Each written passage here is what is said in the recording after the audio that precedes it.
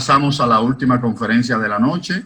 El doctor Víctor Figueroa González, un médico de mucha data en el deporte, de mucho tiempo ya, con una gran experiencia.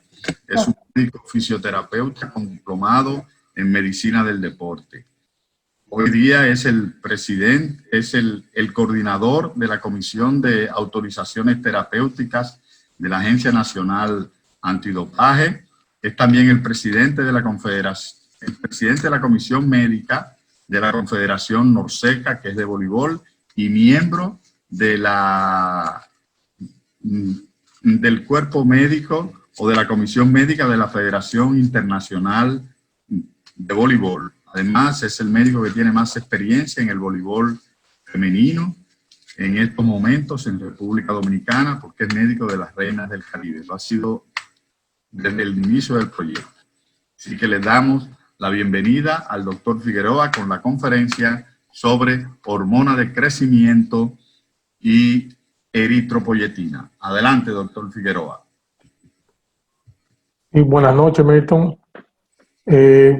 Gracias por la oportunidad que me da de compartir con este escenario luego de estas dos importantes charlas sobre los tópicos, sobre dos tópicos sumamente importantes, como son los esteroides anabólicos y los estimulantes y los diuréticos, que son usados muy frecuentemente en nuestros atletas y en el público en sentido general. Para terminar este conversatorio sobre dopaje, vamos a hablar de dos hormonas que tienen un uso bastante frecuente, no solamente en los atletas de alto rendimiento, sino también en la población en sentido general, aquellos que practican los deportes, principalmente el deporte de resistencia y deportes que tienen que ver con la fuerza. Vamos a comenzar con lo que es el uso de la hormona de crecimiento y la eritropoyetina. Para conocer lo que es la EPO, que es lo primero que vamos a hablar, que es la eritropoyetina, debemos hablar precisamente de lo que es el dopaje sanguíneo, para que nuestro auditorio tenga una idea más clara de por qué se usa la eritropoyetina. El dopaje sanguíneo es la utilización de elementos que aumenten la sangre, en especial los glóbulos rojos y el hematócrito, para producir un aumento en la captación de oxígeno y que este pueda ser utilizado por los músculos. La foto que tenemos es de esto ocurrió en febrero del año pasado en el Campeonato Mundial de Esquí. Se hizo una operación para perseguir una banda que usaba el dopaje sanguíneo en el deporte de esquí. Es importante que todos conozcan que para Europa el dopaje es un asunto legal. O sea, no es solamente el atleta que es sorprendido con el uso de una sustancia o con una sustancia en su poder, no solamente se afecta desde el punto de vista deportivo, sino también lo afecta desde el punto de vista legal. Por eso, este mundial se celebró en Austria y en Alemania, y la policía de esos dos países llevó a cabo una operación, lo que se llamó la Operación Sangría, donde se dio al traste con esta banda y trajo como consecuencia la detención de 6 atletas y 2 médicos que estaban ligados a ese tipo de fraude. La foto que tenemos es la foto de un esquiador austriaco que fue sorprendido por la policía en el momento en que se hacía una autotransfusión. Como dijimos, el dopaje sanguíneo no es más que la autotransfusión de sangre del atleta para aumentar su capacidad, su cantidad de glóbulos rojos, llámese hematócrito, y su capacidad de hemoglobina. ¿Cómo se hace esto? Generalmente esto se hace el atleta un mes antes o semanas antes de una competencia. Se extrae sangre y esta se almacena, y luego, próximo a la competencia o durante la competencia, se administra esta sangre, se hace una autotransfusión para aumentar el nivel de hematócrito en sangre. Hay 3 tipos de dopaje sanguíneo. Existen lo que son los transportadores de oxígeno sintético, o también los expansores del plasma, que vamos a ver más adelante cómo nos ayudan en los deportes principalmente de resistencia. Existen las transfusiones y lo que nos interesa a nosotros, que es la EPO. La EPO, mejor conocida como eritroproyectina, es una hormona formada por azúcares y proteínas que se libera en el riñón cuando el organismo tiene condiciones de hipoxia, o sea, de ausencia de oxígeno, de falta de oxígeno. Su función es estimular la producción de glóbulos rojos para que el músculo pueda recibir más oxígeno. Como estuve hablando, la función principal de la hormona de la EPO es producir un aumento del hematócrito y de la hemoglobina, para que así el organismo pueda tener una mayor resistencia aeróbica y por ende esto se traduce en un mejor rendimiento deportivo. A la izquierda tenemos la figura de Lance Armstrong, porque fue uno de los primeros que comenzó a usar la EPO como forma de dopaje. Todos sabemos que la EPO es la sustancia número 1 usada en el deporte del ciclismo. Lance Armstrong no fue, vamos a ver más adelante, no fue nunca positivo a ningún control de dopaje, porque existe una situación y es que nosotros producimos normalmente la hormona de la EPO. Entonces el organismo produce la EPO y aumenta la cantidad de hematócrito. Y no hay en los controles de dopaje, no existía una forma de cómo determinar si ese aumento de los hematócritos era producto de algo natural del cuerpo o era producto de la inyección de la EPO. Porque todos debemos entender, sucede lo que es los entrenamientos en altura. Los entrenamientos en altura lo que buscan es entrenar el atleta por encima del nivel del mar, donde existe una disminución de la cantidad de oxígeno para provocar una hipoxia relativa durante el entrenamiento, y esto trae como consecuencia un aumento en la liberación de la EPO y por ende un aumento del hematócrito. Entonces no había forma de determinar en los tiempos de Lance Armstrong cuándo, y todavía es muy difícil, por lo que empezó a usarse, como vamos a ver más adelante, lo que es el pasaporte biológico de los atletas. No había forma de determinar si ese aumento del hematócrito era producto de la inyección de EPO o era producto natural. ¿Por qué se usa en el deporte y principalmente en los deportes de resistencia? Llámese ciclismo, atletismo, triatlón y ese tipo de deportes que requieran una larga duración. Los deportes de resistencia son aquellos que requieren una larga duración. Por ejemplo, en el atletismo, los 5.000, 10.000 metros, las caminatas de 20, de 50 kilómetros, el maratón, son deportes que te exigen mucho tener un nivel de resistencia bastante elevado, y es ahí donde mayormente se usa esa hormona. ¿Qué produce esta hormona? Esta hormona produce un mayor aporte de oxígeno a los músculos por la cantidad del hematócrito, aumenta la resistencia aeróbica, ya que tenemos circulando mayor cantidad de oxígeno, y produce algo muy importante, que es una disminución del ritmo cardíaco. Al producir una disminución del ritmo cardíaco en un atleta entrenado, eso retarda más la aparición de la fatiga y por ende aumenta su resistencia. Tenemos tres factores sumamente importantes. Aumenta el nivel de oxígeno que llega a los músculos por el aumento del hematócrito, disminuye el ritmo cardíaco, lo que te hace trabajar en mejor condición, y eso trae como consecuencia lo que es el aumento de la resistencia aeróbica. ¿Cómo llega la EPO al deporte? Estamos hablando no de algo nuevo, estamos hablando que el dopaje sanguíneo, el primer dato que se tiene de un atleta que se extrajo sangre y luego se hizo una autotransfusión, data del 1960.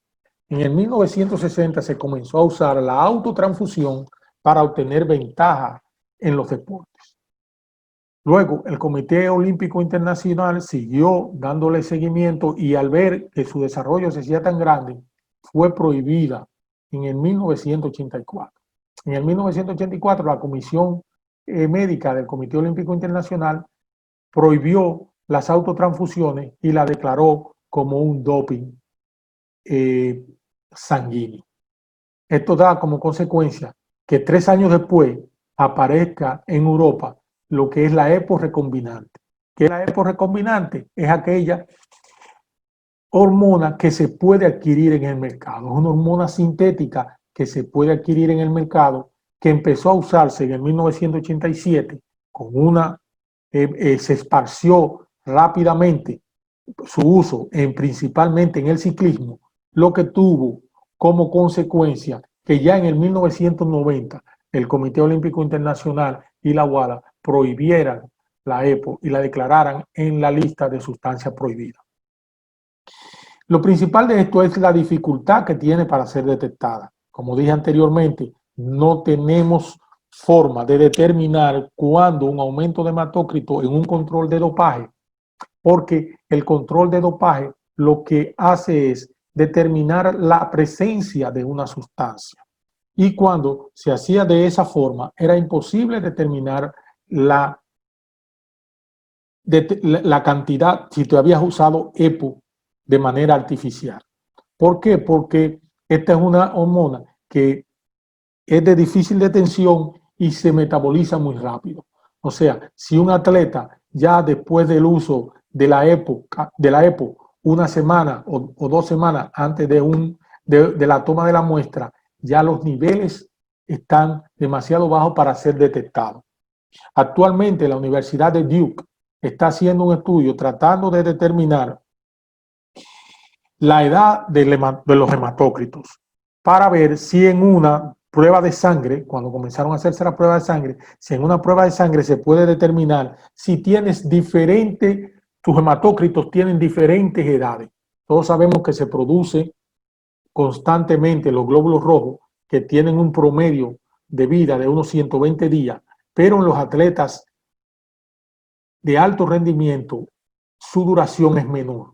¿Por qué? Porque están sometidos al estrés del entrenamiento intenso y eso trae como consecuencia que se produzca una destrucción más rápida del glóbulo rojo. Entonces la Universidad de Duke está tratando de fragmentar el ARN, el ácido ribonucleico de los hematócritos para determinar unos marcadores que podría darnos la edad del hematócrito y nosotros determinar con una prueba de sangre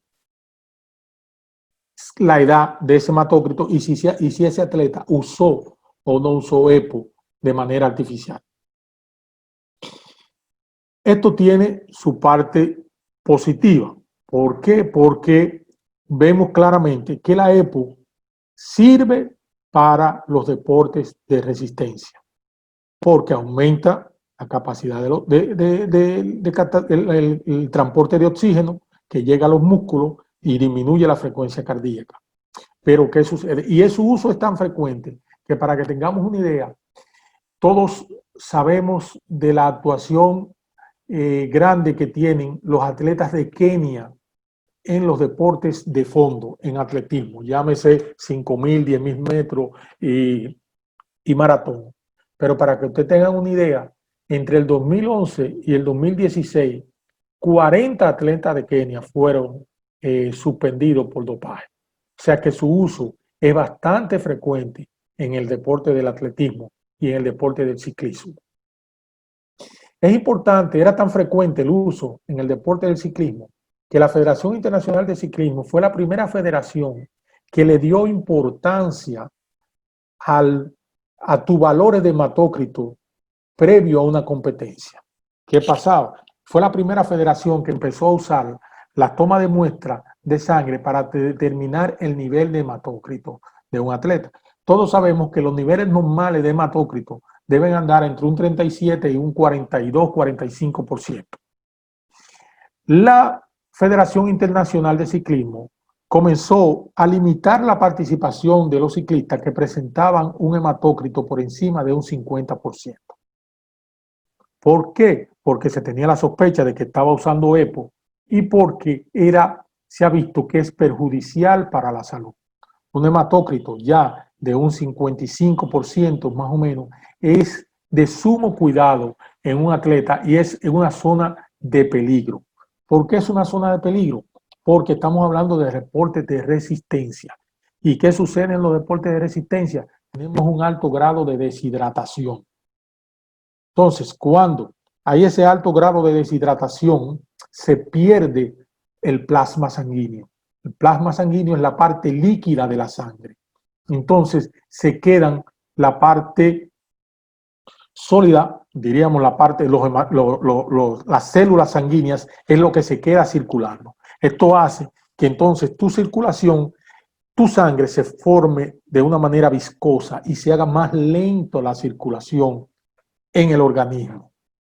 Tanto es así que, para que tengan una idea, un maratonista que comienza un maratón con un hematócrito de 52% puede llegar, cuando está al final de la competencia, a estar el hematócrito elevado en un 60%.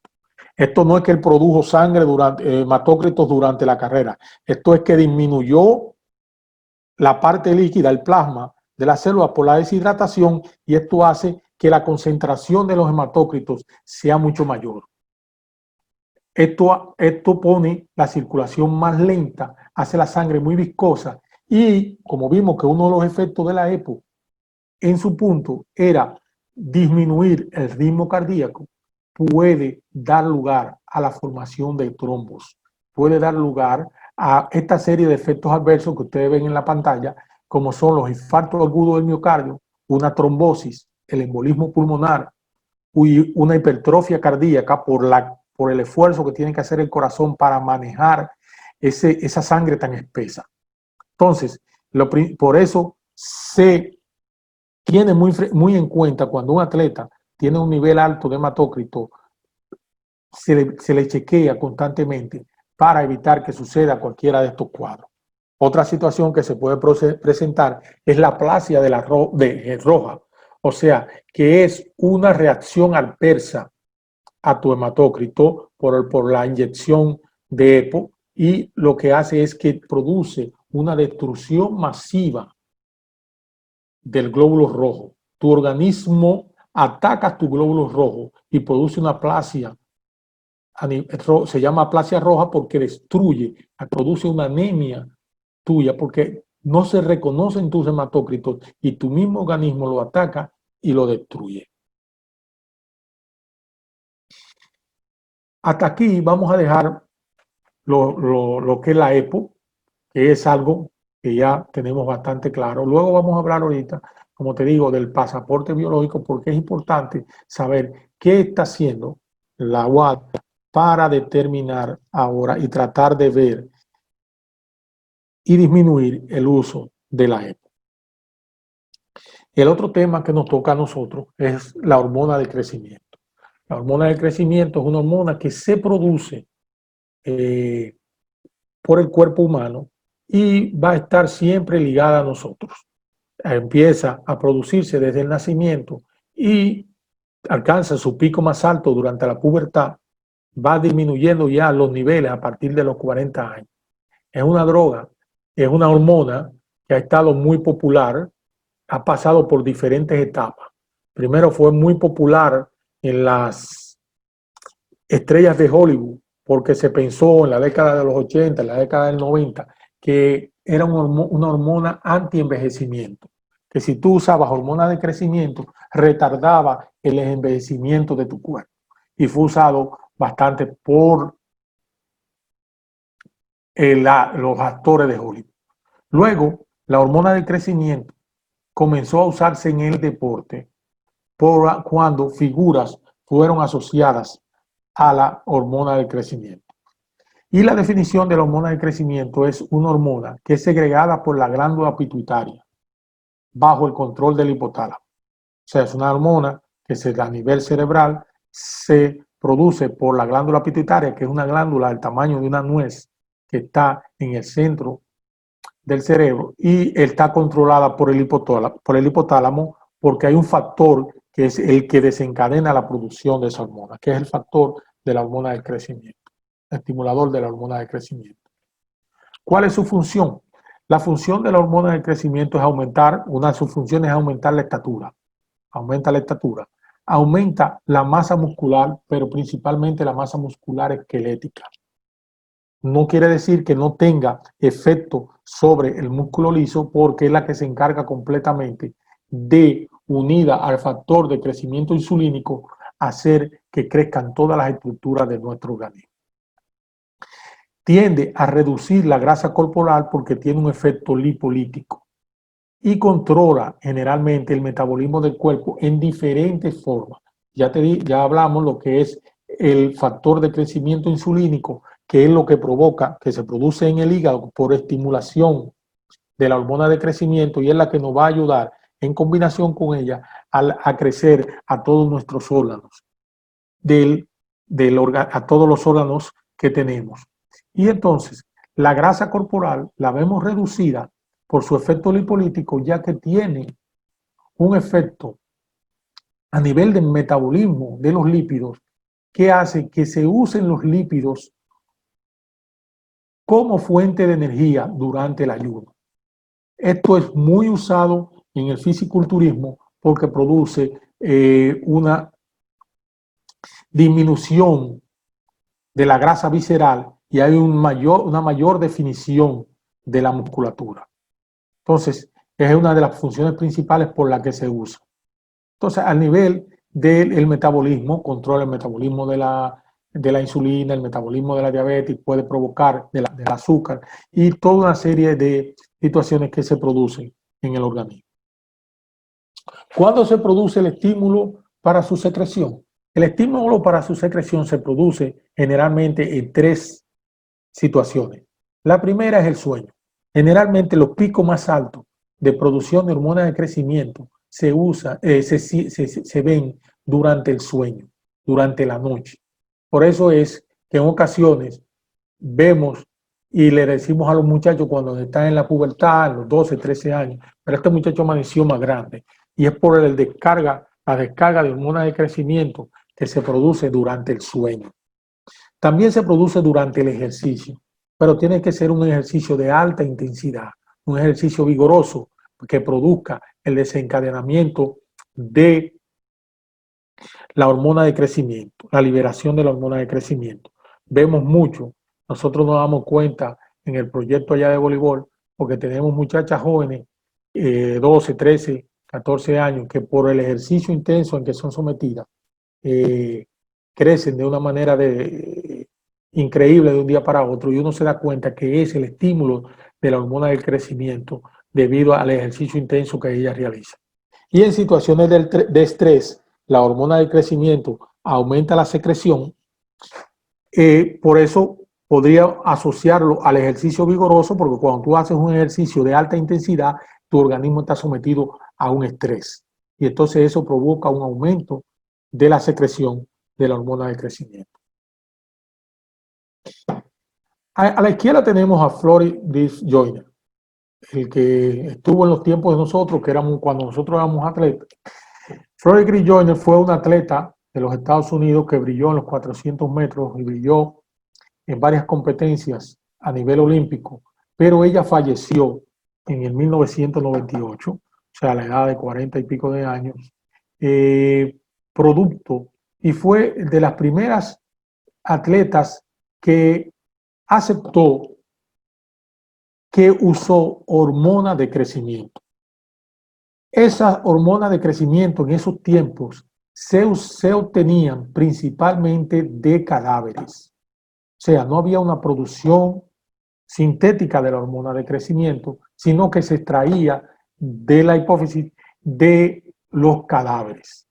Esto empezó a preocupar a la comunidad médica porque esto se vio asociado, el uso de hormonas de crecimiento de cadáveres se vio asociado al incremento de una enfermedad neurológica que todos conocemos, que es la enfermedad de la vaca loca. La enfermedad de la vaca loca, que es un defecto neurológico, un problema a nivel cerebral que trae como consecuencia una serie de manifestaciones, empezaron a aparecer en humanos. que se asociaron al uso de hormonas de crecimiento a nivel de obtenida de cadáveres. Esto trajo como consecuencia lo que es la ley de la oferta y la demanda, y había una cantidad grande de demanda por la hormona de crecimiento, y empezó a ser producida artificialmente. Al ser producida artificialmente, hoy en día, generalmente donde existen los mayores laboratorios para la producción de hormonas de crecimiento son en China. En China tú la puedes comprar por internet, te la envían, pero generalmente en China es donde están la mayoría de los laboratorios que producen hormonas de crecimiento. ¿Por qué se usa la hormona de crecimiento en el deporte? Generalmente por estos 4 efectos que produce. Produce unas propiedades anabólicas de la síntesis de proteínas. Tiene propiedades anabólicas sobre principalmente la síntesis de proteínas. Esto produce, ¿qué produce? Esto produce un aumento de la masa muscular y un aumento de la masa magra corporal, porque produce una liberación de proteínas y es lo que produce un aumento del músculo. Tiene efectos a nivel del metabolismo de los carbohidratos, la hormona de crecimiento, porque bloquea la acción de la insulina. Al bloquear la acción de la insulina, tenemos más tiempo para degradar la glucosa, lo que se pensaba se traducía en un aumento, al tener mayor combustible en el tanque, en un mayor aumento de la ventaja deportiva. Y también tiene un efecto en el metabolismo de la grasa, como dijimos anteriormente, que es que produce liberación, degradación de ácido graso y disminución de la grasa visceral, lo que trae un mayor efecto de definición de la musculatura, que es muy importante en el fisiculturismo. Produce definición de la musculatura porque elimina esa grasa visceral que cubre el músculo. Ahora, así como empezó a usarse, así empezaron a hacerse estudios, y hoy en realidad vamos a ver qué beneficios, si los beneficios que produce la hormona de crecimiento en el deporte es una realidad o es un mito. Vamos a tomarlo por diferentes tipos de deporte. Vimos anteriormente cómo la EPO sí producía una ventaja en los deportes de resistencia. Entonces, empezaron a usarla atletas de atletismo principalmente y de ciclismo, lo que era la hormona del crecimiento, porque se pensó que tenía efectos en el beneficio de la capacidad de la resistencia de los atletas. Pero si vamos a los deportes de resistencia, se han dado, los últimos estudios demuestran que la hormona del crecimiento no aumenta el volumen máximo de oxígeno. El volumen máximo de oxígeno es la capacidad que tenemos en los pulmones, la capacidad pulmonar que tiene un atleta para tomar mayor cantidad de aire.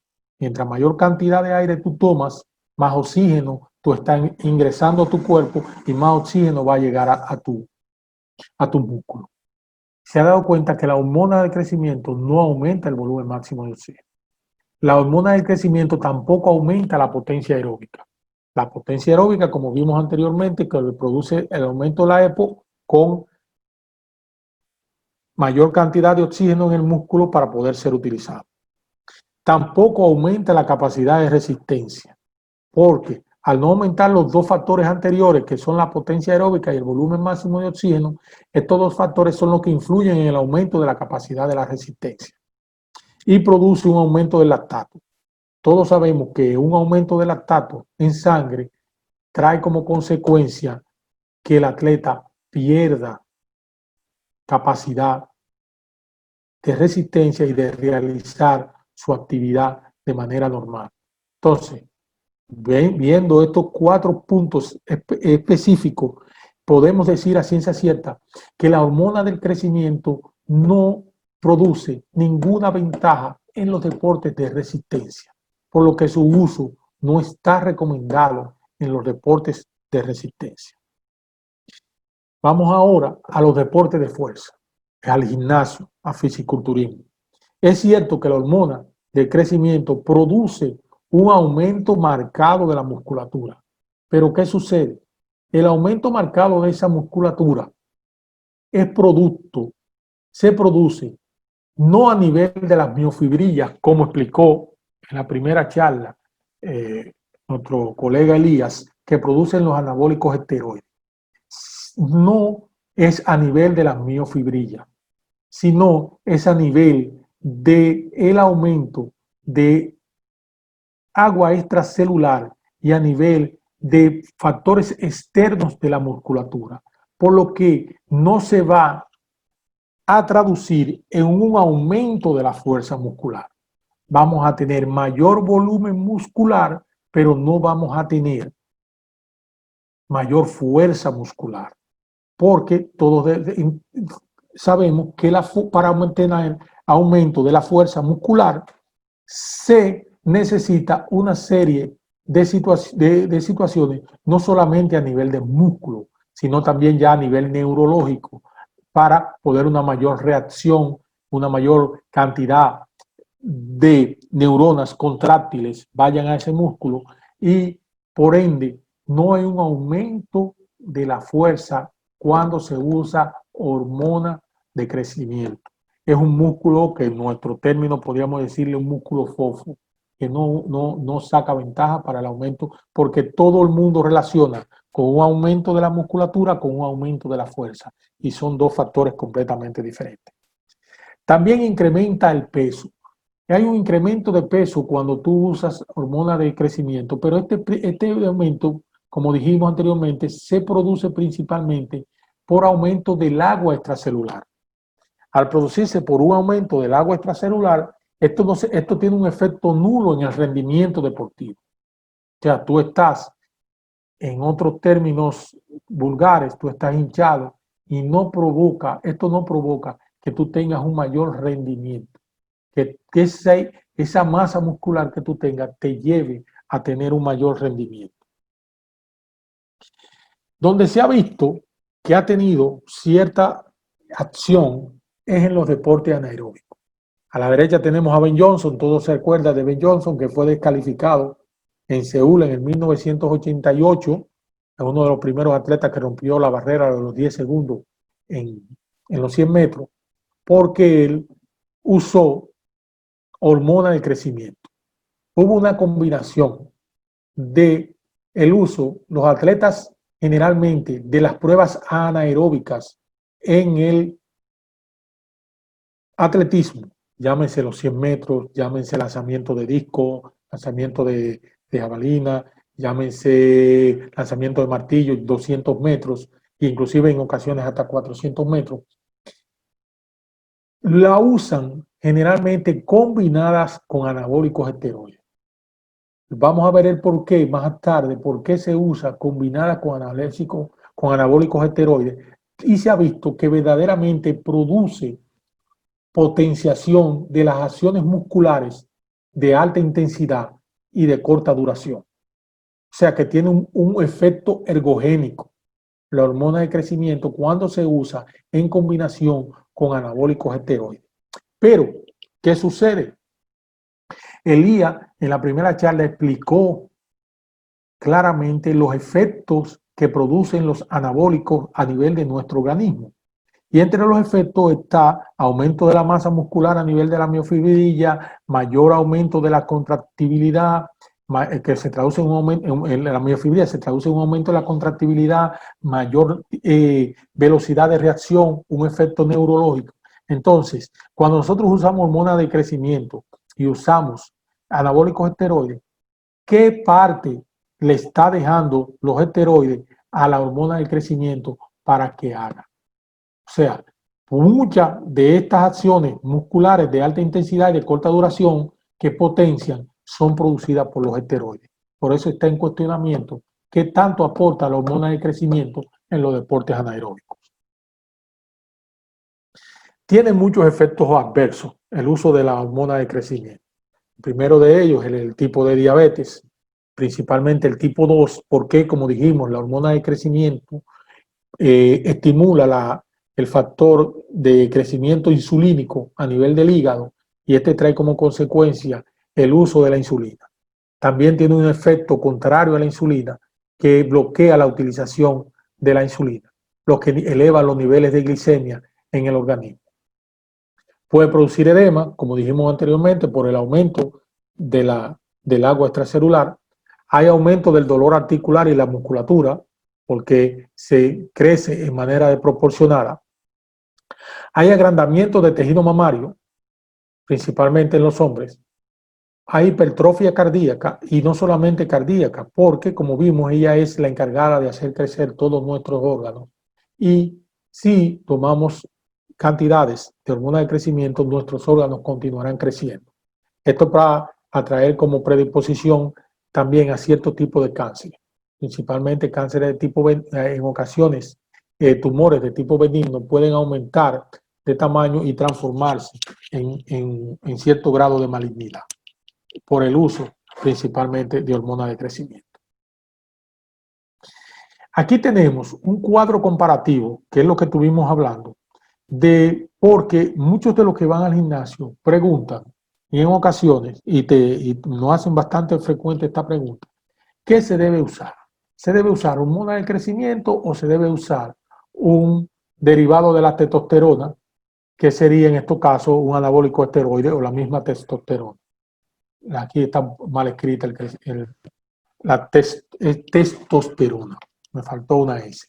Entonces, la hormona del crecimiento, como vimos, su principal acción es sobre el tejido conjuntivo y produce un gran incremento del volumen y peso muscular, pero no a nivel del tejido contráctil, que son las miofibrillas. Lo que dijimos claro, que no se transforma o no se transfiere en un aumento de la fuerza. Incrementa la lipólisis, produciendo disminución de la grasa visceral. Sin embargo, la testosterona produce una acción, su acción principal va sobre el tejido contráctil del músculo, sobre las miofibrillas, lo que va a producir un incremento en el tamaño del músculo por mayor cantidad de tejido muscular que puede ser utilizable. Pues aumenta también el nivel de contractibilidad de ese músculo, y por el entrenamiento con la fuerza y el entrenamiento puede lograr un mayor aumento de la masa muscular. A nivel propiamente dicho, tiene un moderado incremento del volumen y del peso muscular. Tú tienes que trabajarlo. Con la hormona de crecimiento tú puedes trabajar a mediana capacidad y vas a obtener un crecimiento de un músculo que no es bueno, de una masa muscular que no te sirve no solamente para tener un volumen, para que se vea.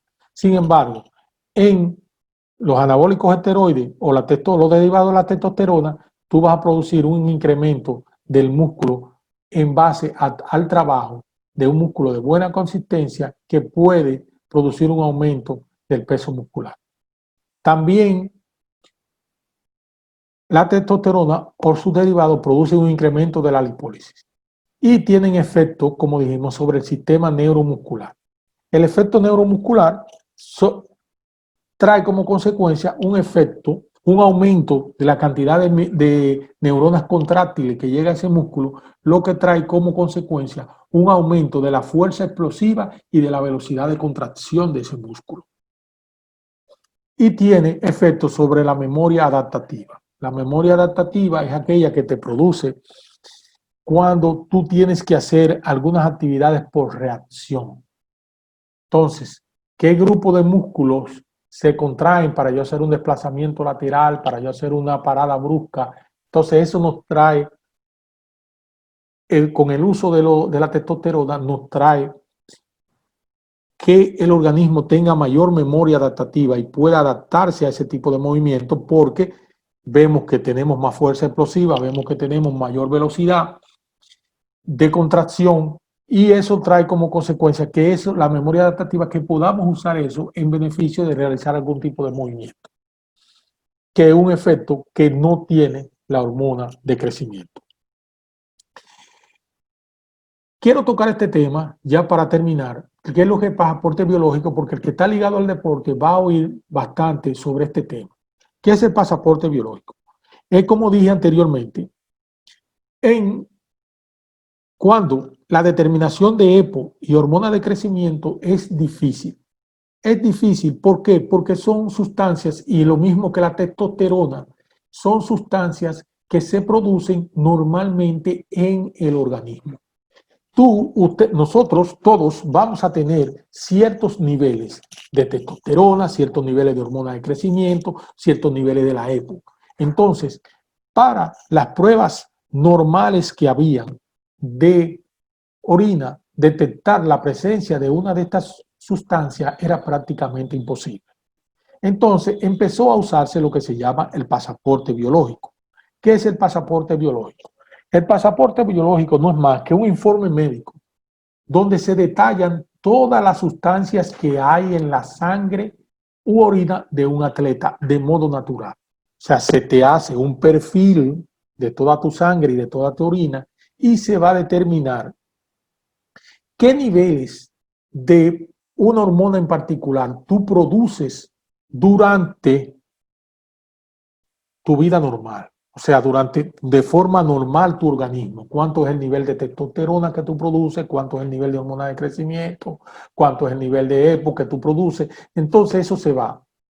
Y el pasaporte biológico es un método antidopaje para que el deportista de alta competencia, que permite, lo que hace el pasaporte biológico es que permite detectar una variación en tus niveles. Entonces, el pasaporte biológico te da un dopaje positivo, no por la presencia de la sustancia, no identifica la sustancia, sino te da un diagnóstico de dopaje positivo por un aumento, por un efecto que produce esta sustancia y va a traer como consecuencia un aumento de tus parámetros de los niveles, no, entre comillas, normales que tú posees de cualquier tipo de esas hormonas.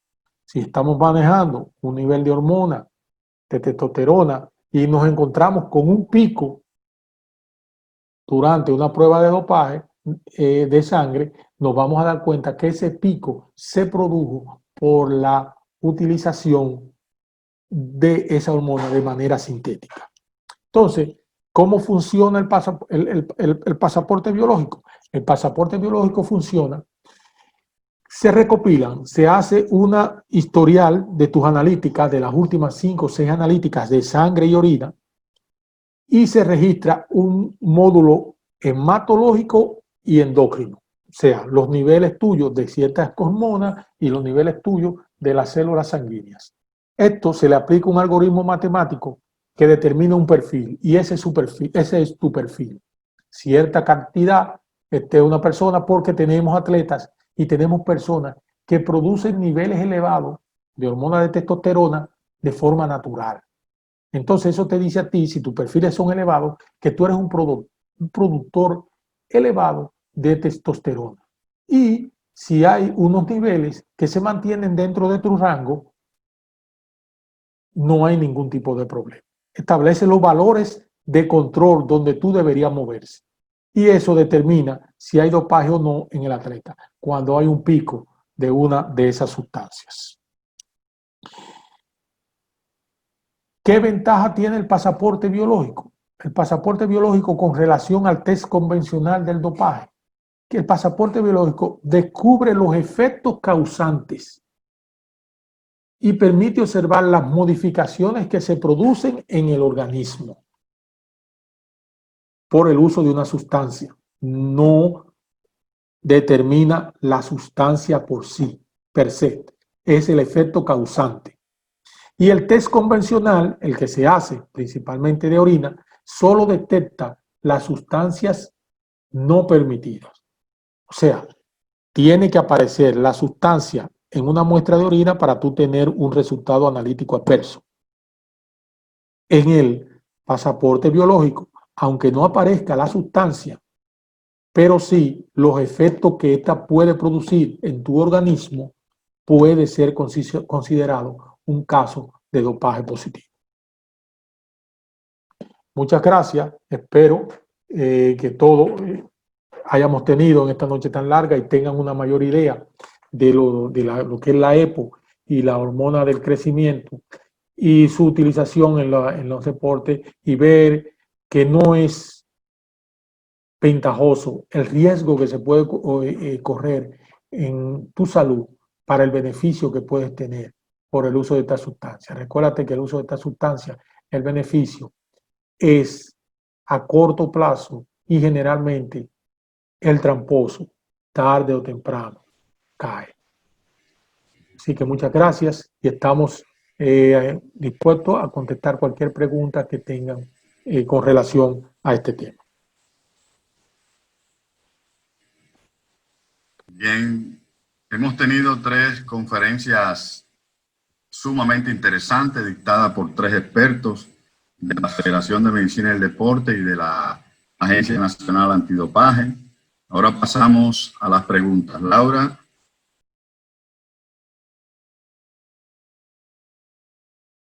¿De crecimiento pueden utilizarse para recuperar alguna lesión? Sí, mira, hubo un caso en Estados Unidos, todos sabemos, el caso de Peyton Manning, que es un quarterback muy famoso de la NFL, que usó hormonas de crecimiento para, con la finalidad de recuperarse rápidamente de una lesión. Y ese es uno de los usos que empezó a usarse en la NFL con la creencia de que podía la hormona de crecimiento regenerar más rápido los tejidos. Pero los estudios que se han hecho no llegan a una decisión concluyente de que verdaderamente la hormona del crecimiento produzca una recuperación más rápida de una lesión.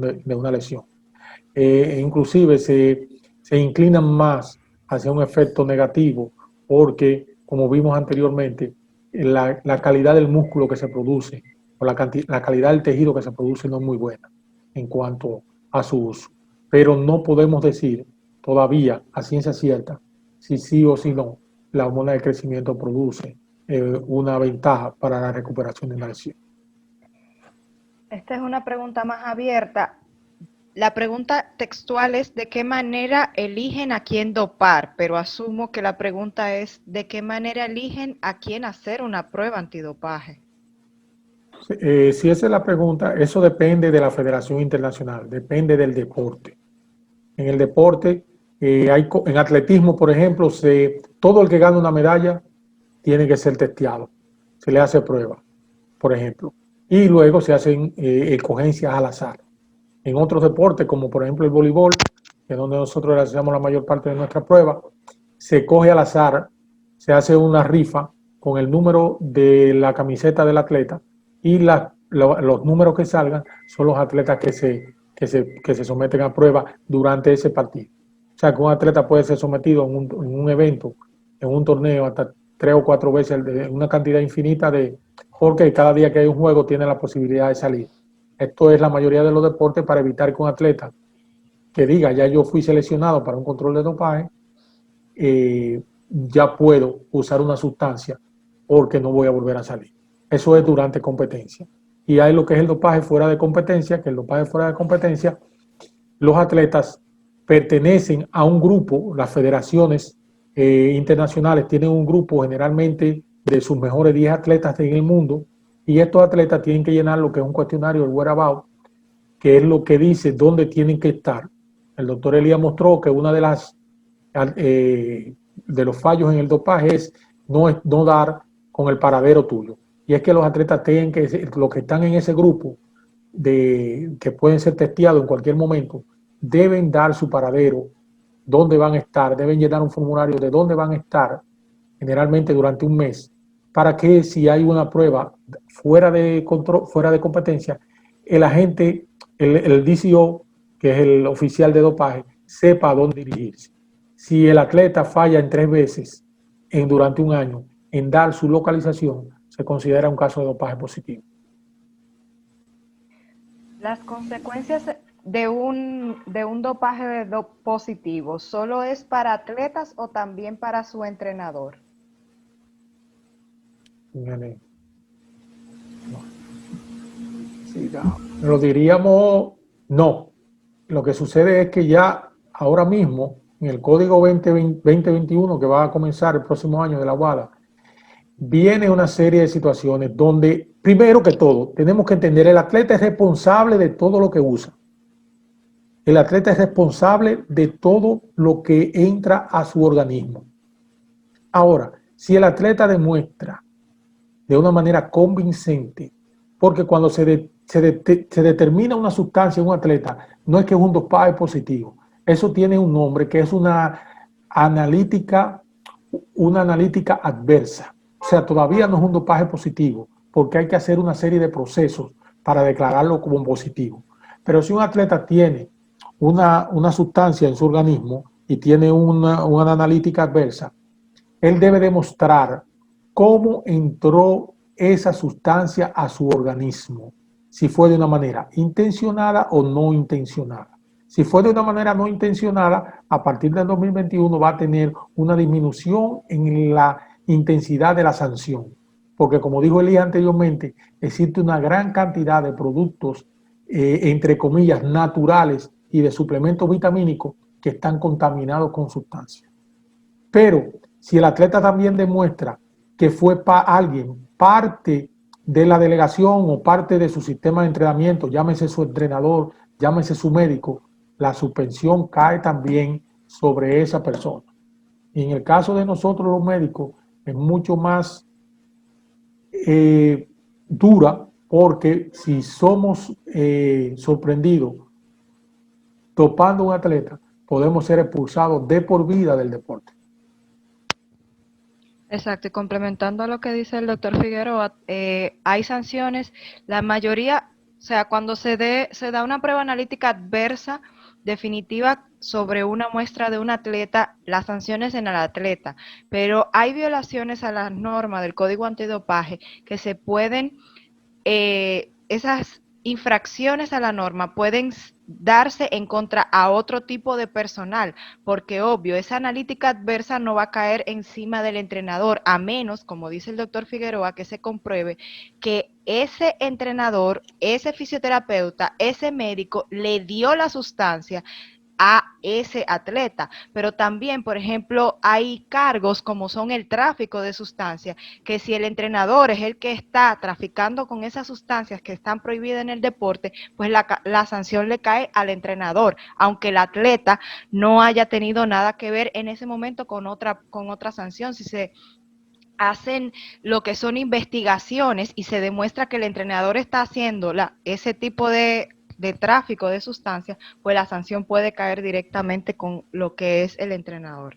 Otra pregunta. Déjame completar ahí, porque es importante esto. Hay una parte del código que dice el uso o intento de uso de una sustancia dopante. O sea que para aquellos que son masajistas, para aquellos que son médicos de equipo, no pueden andar con sustancia dopante dentro de su maletín. No pueden estar en posesión de una sustancia dopante, porque ustedes son pasibles de una sanción independientemente ningún atleta lo haya usado. Solo con el hecho de tener en su poder una sustancia dopante, en América usted es factible de una sanción. En Europa usted es factible hasta de caer preso. Entonces tienen que tener muy en cuenta los que están ligados a los equipos de no llevar nada en su botiquín que pueda considerarse, como dijo Licel en su charla, principalmente un diurético o algo que son de fácil llevar, unos beta bloqueadores para presión, ese tipo de cosas, porque eso puede crearle una sanción ya directamente al que le posee esa sustancia. Y como última pregunta de la noche, ¿tiene la furosemida la capacidad no solo de enmascarar, sino de eliminar de manera más rápida la presencia de algún esteroide anabólico? Sí. No, claro que no. Eso se queda circulando en el sistema todo el tiempo que sea. Por más furosemida, lo que hace es que disminuye un poquito, por eso se le dice sustancia enmascarante. O sea, el que toma furosemida pensando, como le ha pasado a muchas personas, yo me tomo esto, eso se diluye y nadie se va a dar cuenta, falso de falsedad, como quiera sale positivo. Sí, porque lo que sucede es que eso es bueno porque se usa mucho en el béisbol aquí. Dar una furosemida pensando que tú vas a eliminar un anabólico esteroide que tomaste anteriormente, porque mientras más orine, más rápido sale. Y no, eso tiene un periodo de degradación que va a estar circulando en el organismo. Lo que sucede es con la furosemida se le llama un agente enmascarante porque diluye la orina, diluye la concentración de ese medicamento, de esa sustancia. Por ejemplo, de testosterona, sabemos que tenemos que tener unos niveles por encima. Siempre va a aparecer testosterona en la muestra, pero tiene que haber un nivel por encima. Entonces se le llama agente enmascarante porque lo que hace es diluir la orina para que la concentración de ese medicamento no llegue a los límites, no pase por encima de los límites permitidos, pero no es que elimina la sustancia. Lo que hace es que disminuye su concentración en la orina. Bueno, muchas gracias a todos por la asistencia, por acompañarnos en la noche del día de hoy. Gracias a nuestros expositores por acompañarnos, por las magníficas presentaciones y a todos aquellos que con sus preguntas y que nos acompañaron en la noche de hoy. Esperamos que tengan buenas noches y nos acompañen en próximas actividades. Próximamente tendremos una actividad de nutrición. Estén atentos a las redes. Pasen buenas noches.